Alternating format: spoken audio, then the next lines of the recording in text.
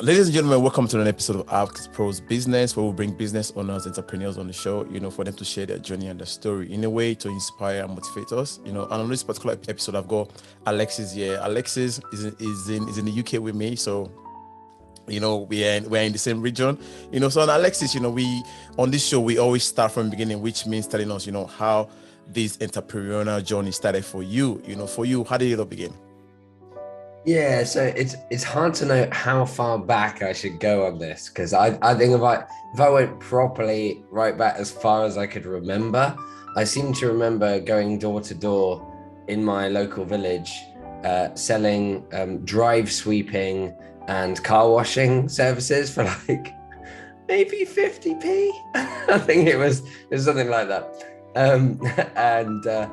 It's possible that before that, with a friend in the village, I think we maybe even rather embarrassingly made a kind of newsletter that we sold door to door as well.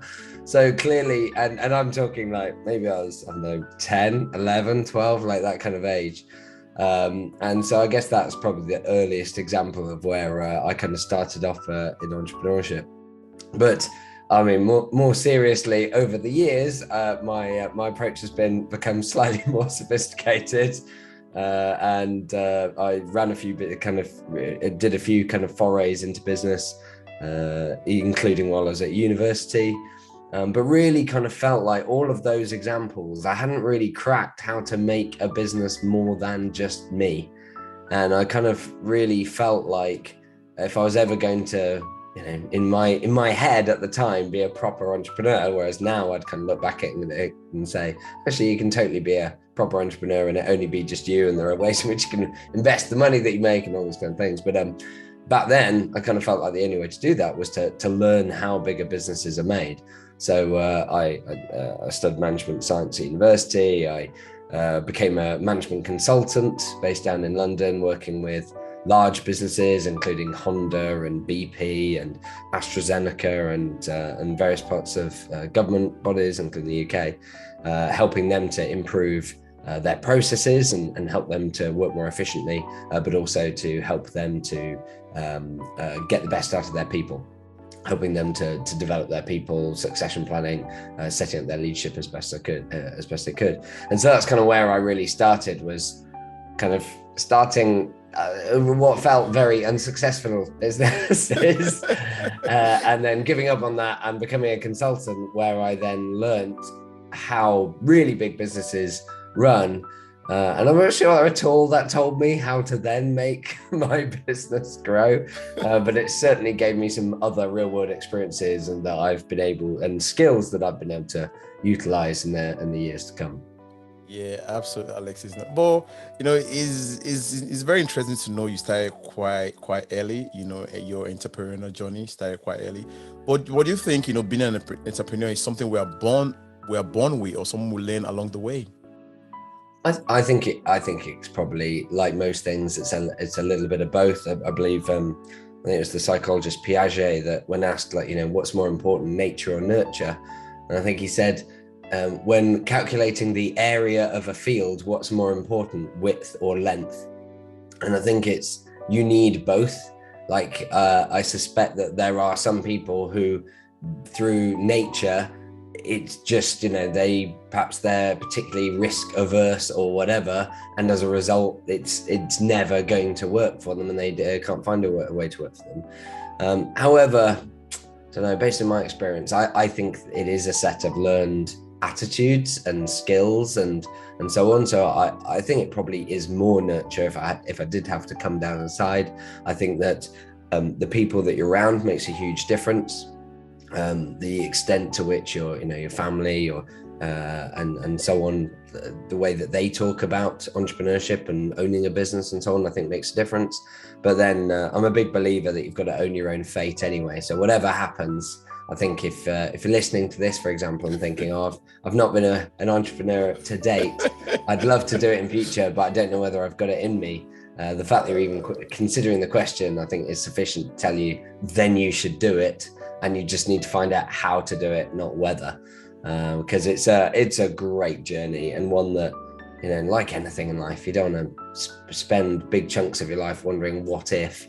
It's far better if you've got something that you think you really want to do, is at least dip your toe in, give it a go. There's loads of ways to start as an entrepreneur and find out whether it's right for you. You don't need to decide that actually you're going to spend all your life savings and be a long-suffering entrepreneur like the next 50, 60 years and have nothing to show for it. Like you can try it. You can give it a go for a period and see what happens. And if worst case scenario, you learn a load of stuff that you then take back into whatever other area that you decide to work in.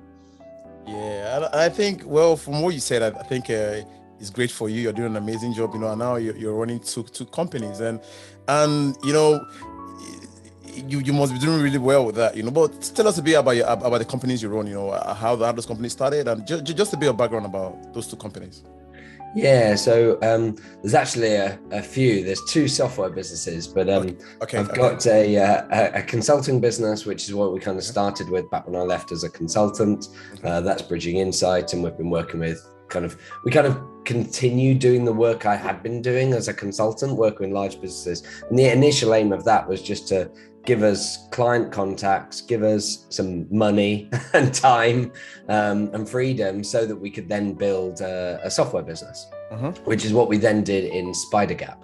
So Spidergap is an online 360-degree feedback tool used by over 550 organizations around the world, including 3M, PwC, Swarovski, Fitness First, Pepsi, and so on. And that's used for organizations to develop their teams through using feedback and helping them to prioritize their personal development. And that, but it didn't start off life like that. Initially, we had multiple different ideas and concepts before we even ended up with Spidergap.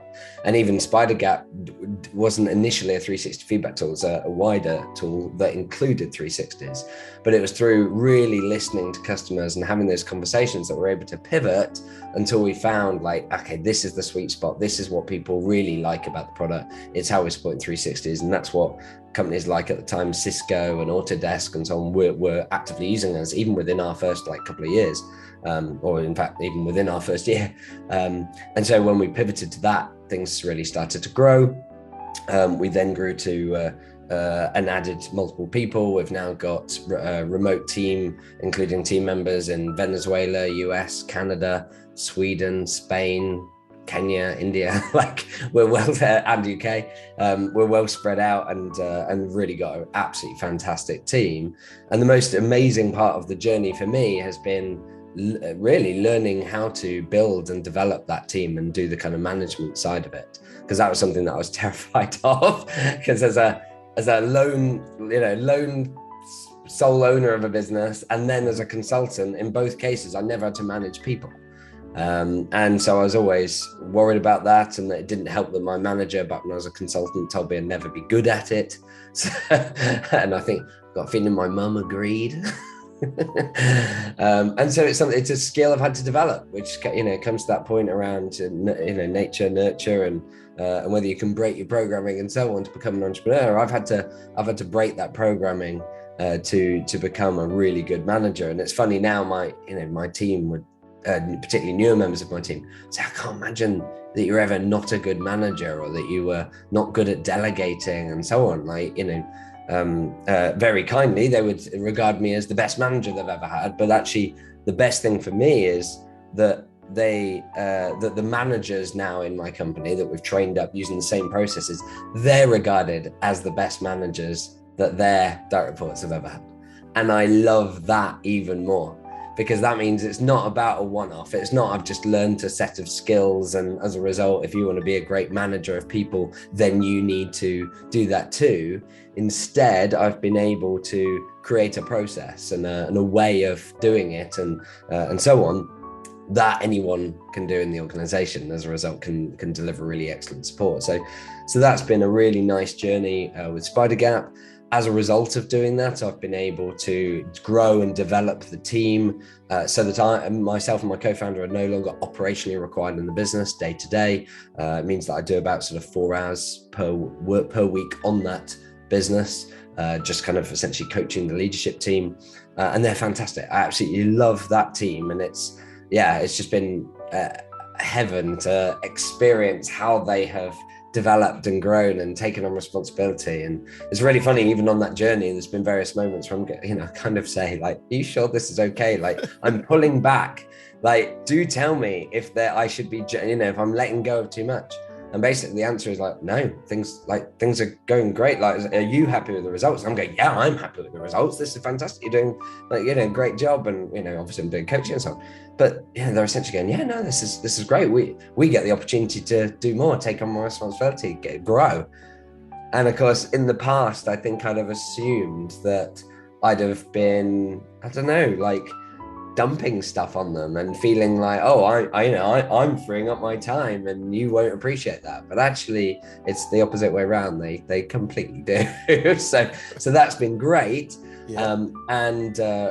However, because I'm, a crazy entrepreneur, it means that rather than decide to just sit on a beach and relax for the other 4.5 days a week, my co-founder and I decided we're going to start another business.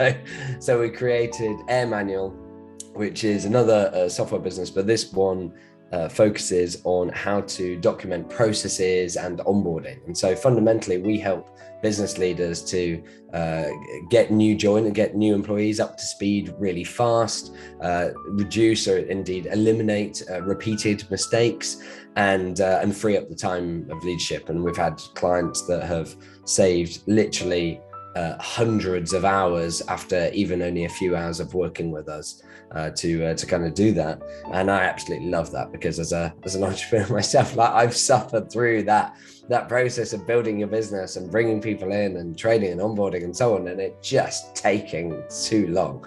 So that's been an amazing journey, kind of building those businesses, getting to the point where we're at now. And another business that I won't jump into now because it'd be a bit of a derail. Another one that I did as a kind of side project. I'm actually getting through the process. We've signed the documents and so on. So that'll be my first business exit, where I'll have actually sold a business as well. So I kind of, but it feels crazy. I feel that classic imposter syndrome. I don't feel like a, serial entrepreneur with exits and whatever, and yet, you just kind of explore this journey, and awesome stuff happens over the 12 years it's now been since I left the consulting world. Yeah, nice one. And it's great when you talk about teams as well, because I, for one, as a project planner, you try to manage the team as well, project manage all arms of the project, make sure everyone syncs, in one direction, and having said that, managing a team, being an entrepreneur, a lot of people don't take that into consideration as well. Like, you have to manage a team and make sure everything works. But for you, starting all those businesses and, trying to work with a lot of people and manage teams as well, consultancy and all that as well, what was the most difficult thing for you managing these people? Because human relationship is kind of like, is needed in the business as well. You have to have that emotional intelligence to work with people, and bring everybody in as one. What was most difficult for you? Yeah, so partly it's like, there's been so many things like over the years, there's been so many things that have been difficult.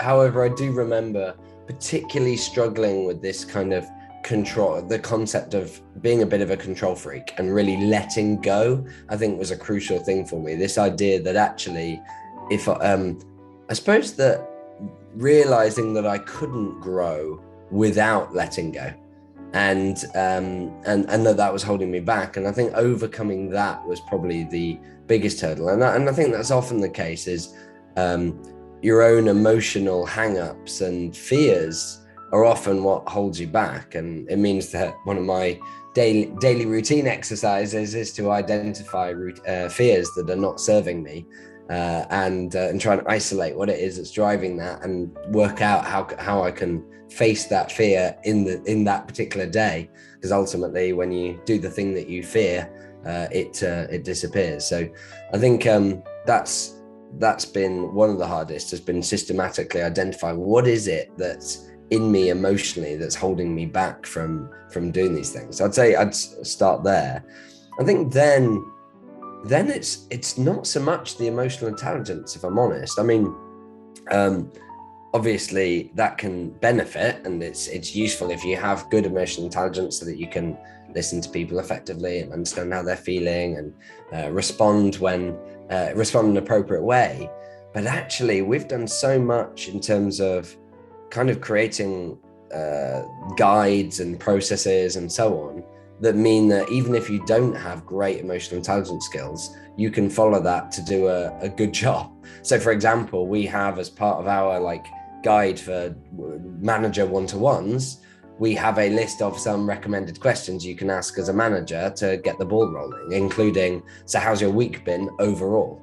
Which sounds a simple question, but you, as a manager, you might not necessarily think that ask that as a question. Yet it's a very powerful question because it helps the person zoom out, so that rather than being in the moment or in the day, they think about as a week how it's been.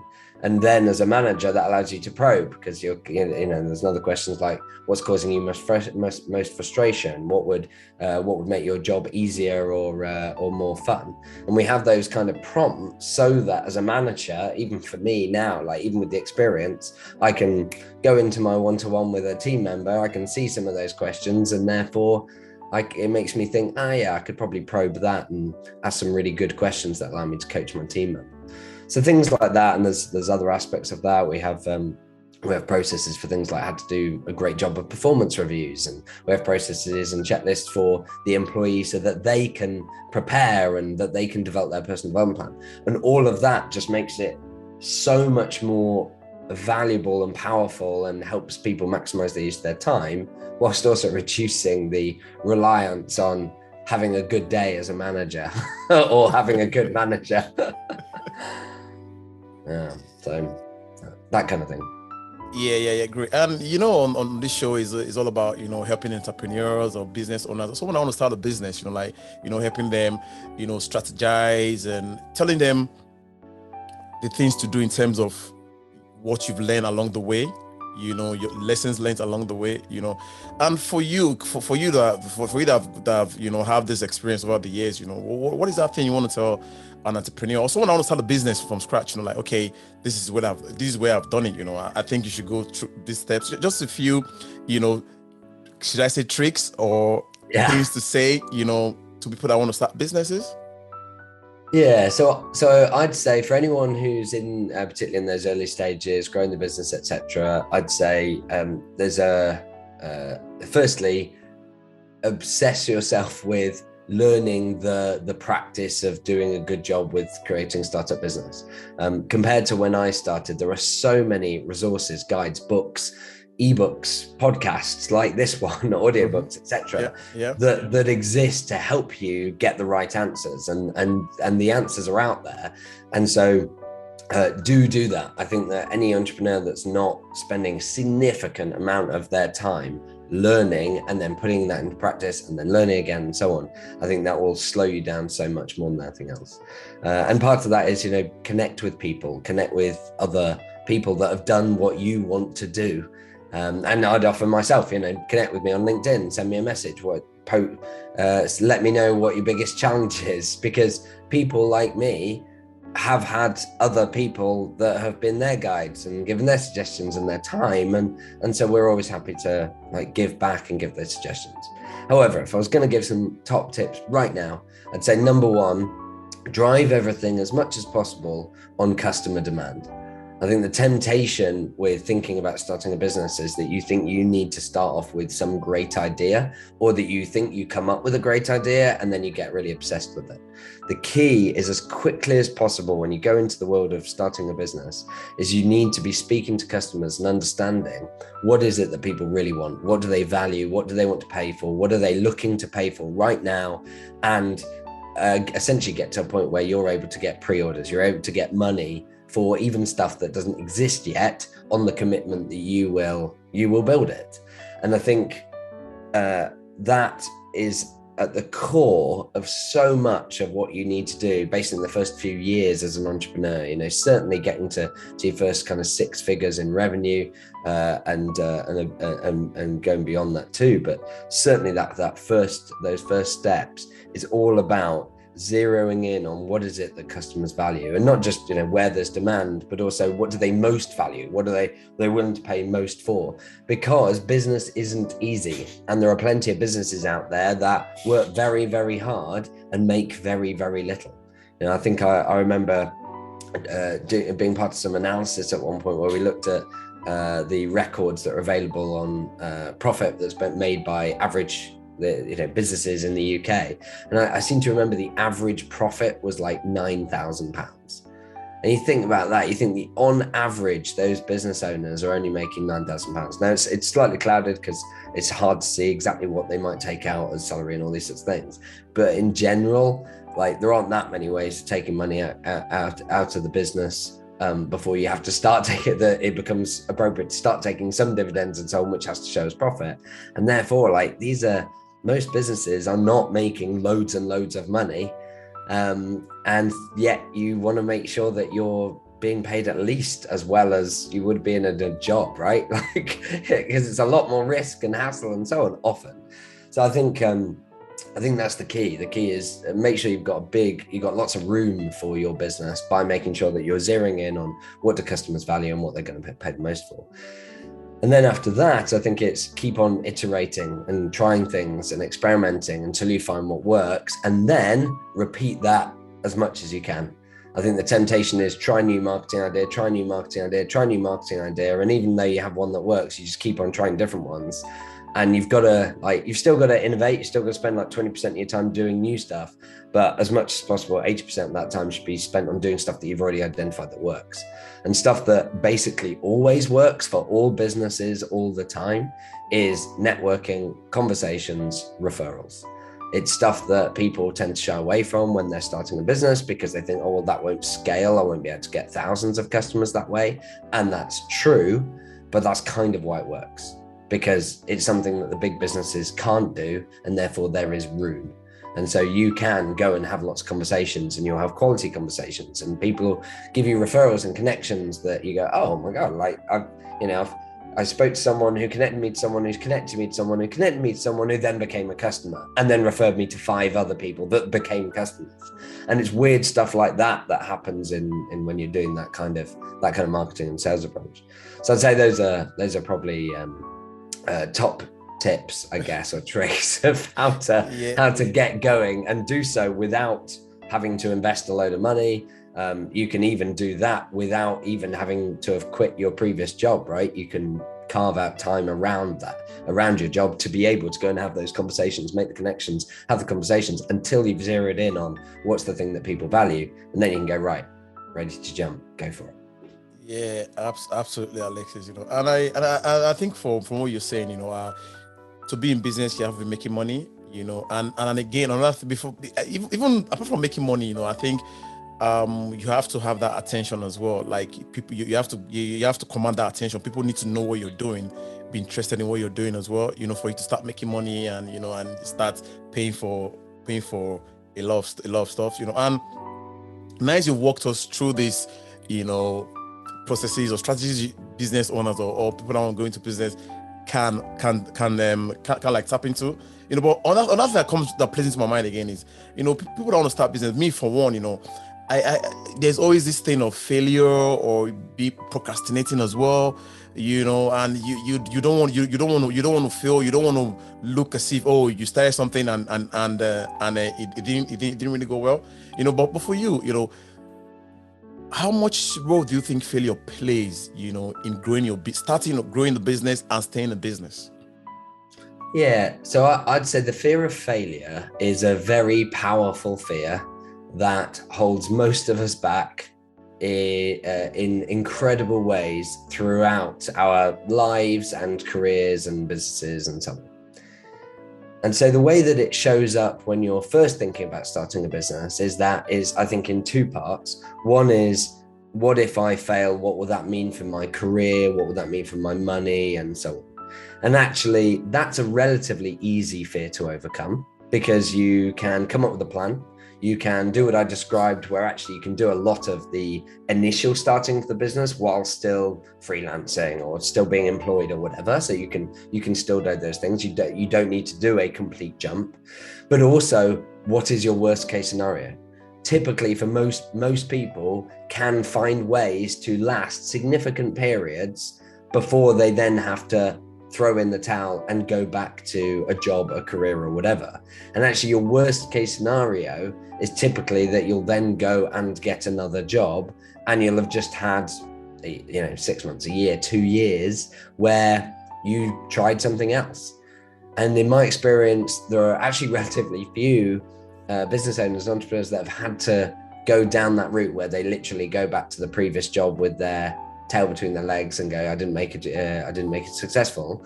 And actually, even of those, most of them, managers and their colleagues don't look down at them for it. Quite the opposite. They gave it a go. Like, those people, they probably want to do that too.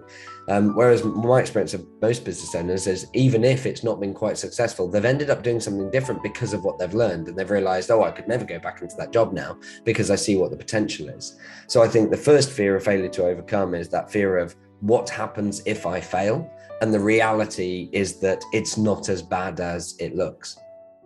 I think the second fear that people have is, how will it look to other people, and particularly friends and family and so on? Will they see me as a failure? And of course, the problem is that if you always hold yourself back from doing things that contain some risk and putting yourself out there, then you can never be successful. Like, for example, like, your chances of success with your business are much more likely, for example, if you update your profile on LinkedIn and create a website and make a big shout about it and post on Facebook and post on LinkedIn and do all these things on a daily basis, saying, I'm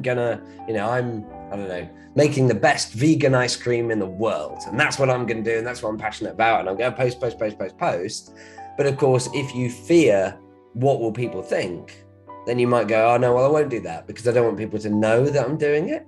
I don't want my friends and family to see that I'm, planning that. And therefore, if I fail, they won't know and it'll be fine. Whereas, of course, what's the reality? If they don't know, then no one's going to know. Like, if your friends and family don't know what you're doing, then how's the world going to know? And so holding yourself back because of that fear means that you can't then be successful. And that's how to overcome that second fear, is to conclude rationally that you can't be successful unless you ignore and put that fear aside. And therefore, the only way to overcome those fears is to do it, is to decide that it'll never be as bad as you think it will when it fails, or if it fails. Like, the money shortage won't be as bad, the what it'll mean for job prospects, etc. All of that will actually probably end up positive in interesting ways, but it certainly won't be as bad as you might imagine. It's not like in the films where you end up bankrupt and selling your house and so on, unless you're very stupid, which go back to my earlier suggestion of learn. Spend a lot of time learning how to be lean when you're doing your startup and so on. There books like Lean Startup and so on. So do that, but then you ultimately have to face the fear. You have to do it, and the more that you do just do it and put yourself out there, that fear does subside. It takes some time, but it does disappear over time. Yeah, absolutely. And you have to keep on doing that. Yeah, absolutely. You're absolutely right, Alexis. And I think of that thing again, you said, it's, putting yourself out there for people to see you, because if you're on the business, or you're on, because everything is on social media now. Everybody wants to show themselves, show what they are doing. I've seen you on LinkedIn a couple of times, putting videos up and all that, and we all have that, like you said, rightly said, is have that fear of judgment. You don't want people to judge you. You don't want people to say, oh, he's saying the right thing, or he's stuttering, he's not saying the right words.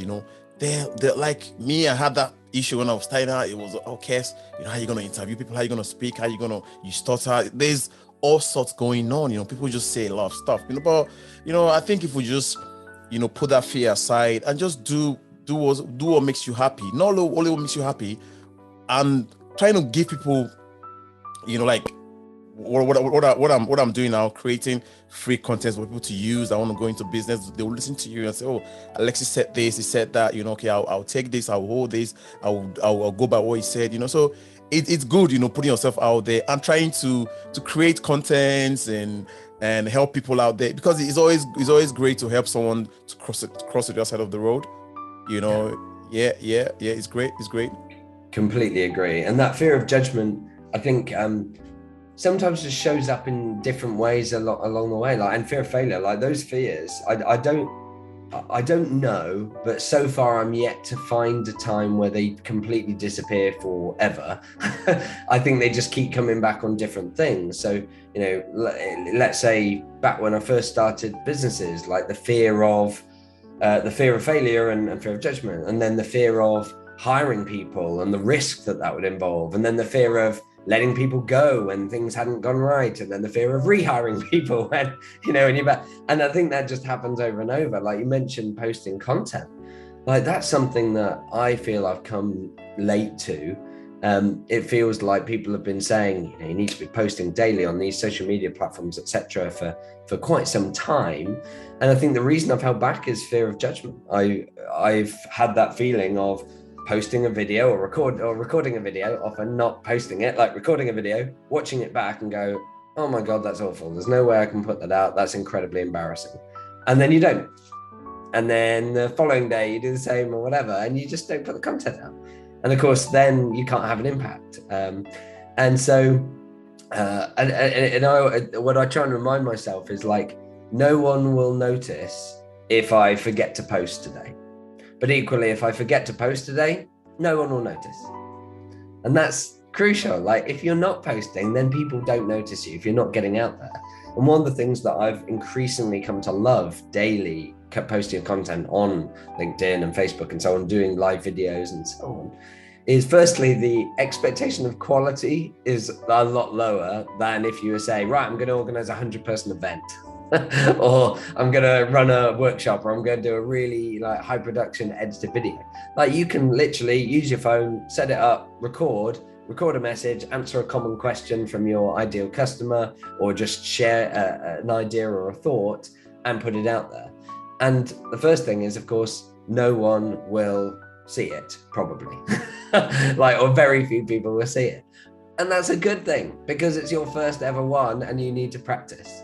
And the great thing about doing it daily is that you can do rubbish content for days and weeks, but months from now, people won't even see it, because all they're seeing is the newest stuff. Yeah. And over time, you get better and better and better at it.